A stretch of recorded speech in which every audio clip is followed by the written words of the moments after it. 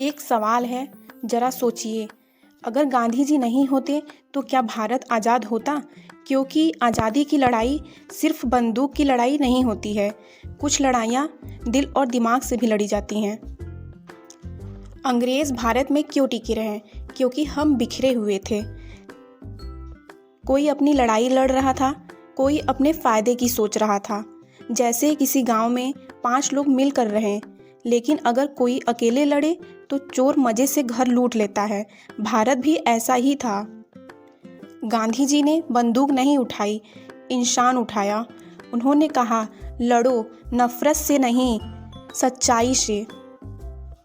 जैसे अगर कोई आपको गाली दे और आप चुप रहो तो सामने वाला शर्मिंदा होता है। गांधी जी की अहिंसा अंग्रेज़ों के लिए सबसे बड़ी परेशानी बन गई। कुछ लोग कहते हैं भगत सिंह, सुभाष बोस थे तो गांधी की क्या ज़रूरत थी? ये सच है, इन सब का बहुत बड़ा योगदान था। अगर सिर्फ हिंसा से आज़ादी मिलती तो 1857 में देश आज़ाद हो गया होता, लेकिन वो लड़ाई पूरे देश की नहीं बन पाई।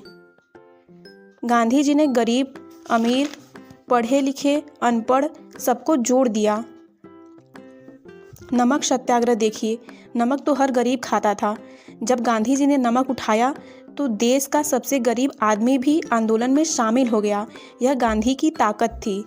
अगर गांधी जी नहीं होते तो शायद आज़ादी मिलती, लेकिन बहुत देर से और बहुत खून बहाकर।